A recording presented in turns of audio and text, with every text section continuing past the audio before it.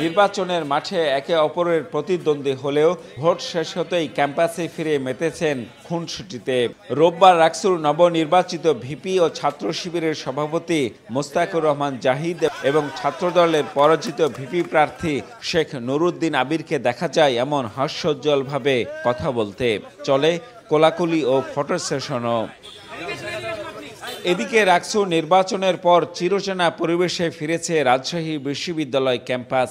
শিক্ষার্থীরা মনোযোগী ক্লাস ও পরীক্ষায়। ক্যাম্পাসের পরিবহন মার্কেট, আমতলা ও লিচুতলা সহ বিভিন্ন জায়গায় চলছে গ্রুপ স্টাডি।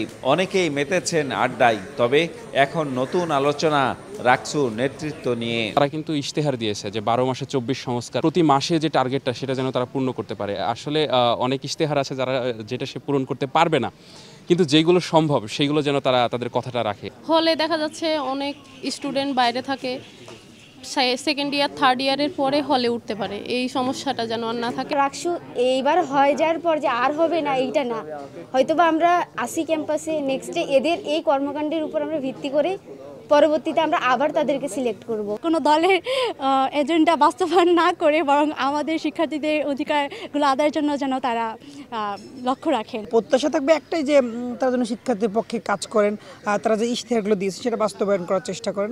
রাকসুর নবনির্বাচিত ভিপি মোস্তাকুর রহমান জাহিদ বলেন, দলীয় প্রভাব মুক্ত থেকে সাধারণ শিক্ষার্থীদের কল্যাণে কাজ করতে চান তিনি। তবে ইশতেহার পূরণে ব্যর্থ হলে রাকসুর কাউকেই ছাড় দেয়া হবে না বলে জানান পরাজিত ভিপি প্রার্থী শেখ নুরুদ্দিন আবির। রাকসুর কার্যক্রম কোনো ছাত্র শিবিরের কার্যক্রম রাকসুর উপর আমরা চাপিয়ে দেব না। রাকসুর কার্যক্রম শিক্ষার্থীদের জন্যই হবে এবং শিক্ষার্থীদের ইশতেহার অনুযায়ী হবে ইনশাআল্লাহ। সবাই মিলে সমন্বিতভাবে কাজ করলে কাজের অগ্রগতিটা সুন্দর হবে এবং এক্ষেত্রে তাদের যে ব্যক্তিগত এজেন্ডাগুলো ছিল, তাদের যে ব্যক্তিগত ইশতেহারগুলো ছিল, সেগুলো আমাদের ইশতেহারের সাথে সংযুক্ত হবে। বিজয়ী হয়েছেন তারা 20 জন, 23 জনের মধ্যে 20 জন, কিন্তু আমরা কিন্তু স্টুডেন্ট আছি 35,000। তারা কিন্তু চাইলেই তাদের দলীয়করণ করতে পারবেন না এই ক্যাম্পাসে। তাদের যে কোনো শিক্ষার্থী মাধ্যম কাজে আমাদেরকে পাশে পাবেন এবং তারা যদি তাদের যেই ইশতেহার এবং প্রতিশ্রুতি সেটা থেকে বিচ্যুত হয় তাহলে কিন্তু আমরা তাদেরকে প্রতিহত করব এবং তাদেরকে জবাবদিহিতার আওতায় আনব।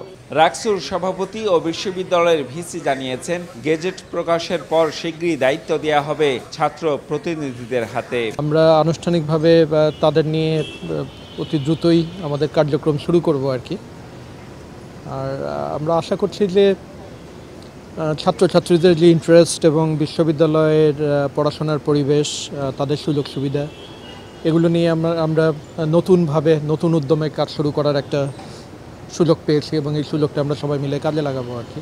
প্রথমবারের মতো ভিপি সহ 23টি পদের 20টিতেই জয় পেয়ে রাকসুতে পা রাখতে যাচ্ছে ছাত্র শিবির। এছাড়া 17টি হল সংসদেও একচেটিয়া নির্বাচিত হয়েছেন তাদেরই নেতাকর্মীরা। তবে দলীয় প্রভাব ছাপিয়ে ছাত্র শিবির কতটা শিক্ষার্থীদের প্রতিনিধিত্ব করতে পারবে তা দেখার অপেক্ষায় শিক্ষার্থীরা। Ziaul Gani Selim, Star News, Rajshahi.